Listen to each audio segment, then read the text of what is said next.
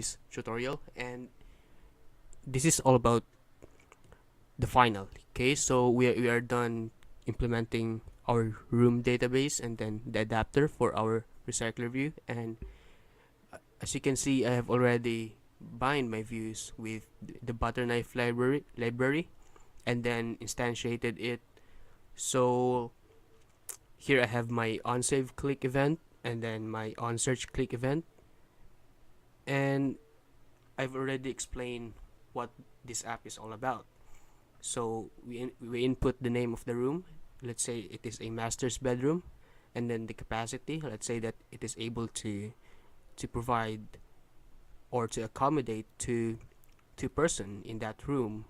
And then if you hit the save button, it will populate the recycler view. And if you want to find a room with a certain amount of capacity, and then we type in, let's say, three or four capacities, and then hit the search button, it will retrieve that particular room. And if there's no room with that capacity, it will return null. And here's the item that will populate the recycler view. Okay, so let's get started. First, we need an instance of the adapter. So our adapter equals our adapter, because this is a singleton, and then I need to set the listing list, and I will retrieve the list using this dbFacade instance that get all listings.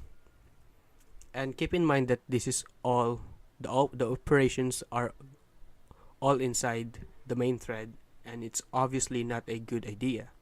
So in the next video is all about implementing it with RxJava, so you get an idea on how to do it on a background thread, on a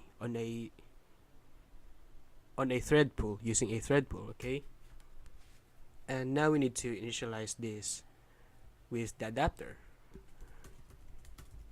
Set the layout manager, and then simply set the adapter. Okay, so that's it for the recycler view. And now I need to include the logic. When the onSave click button is clicked, so here's the onClick, onSearch click, and then the onSave click for saving an item. We need to include that, right? So first, I want to retrieve all of the data from that editX. Input name,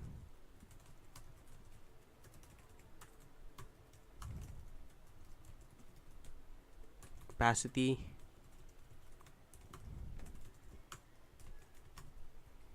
and I want to check if it is null, and if it's not, we can continue the operation. I will create a private Boolean method that indicates if it is empty.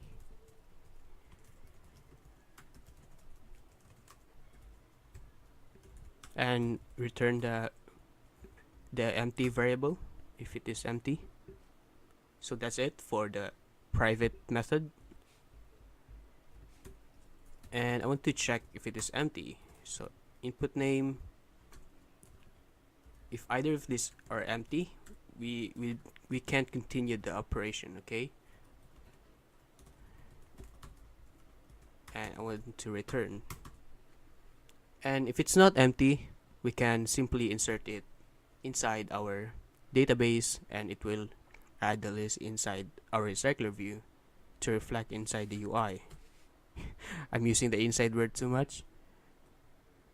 Okay, and simply call the dbFacade instance and insert, and I will create a new listing based off this input. And we need to convert this into an int. Okay, now the data has been inserted. I want to clear the text view, I mean the edit text. Okay, so that's it for the onSave click, which is this button. For the click of this button, in this method, it will execute whatever operation it is. And then now we need to include this onClick event, which is the unsearched click, which is empty for now. And I will do the same thing. I want to retrieve the input search. I'll name it input search and retrieve it. So in order to retrieve a particular object from a database, what we did earlier was to query it with a certain amount of capacity. Okay, so I want to find a room that, let's say I want to find a room with 2 capacities who is able to accommodate 2 person. So we already have the statement, and we don't need to do anything with the main activity. We just need to call the method into our DB facade, and this returns a listing object. So this is the search listing, result listing, and then DB facade that find room by capacity, and then pass in the input, which is the integer or the capacity. And we need to convert this into an int.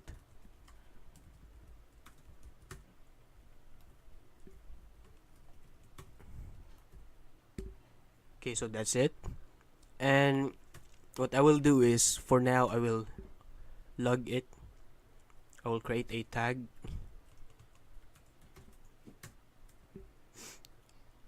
Okay, we are done with the onSearch click, and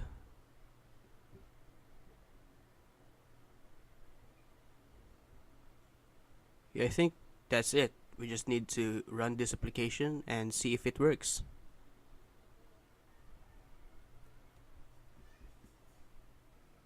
Okay, now the app is installed.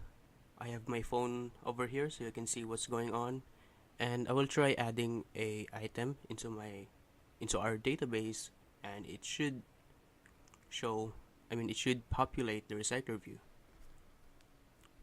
So I need to add in the name of the room. Let's say that it is a master's bedroom, and it can accommodate up to 2 people, and save. And there we go, we have the item. And let's add another more. Let's add a guest room and a children's playroom.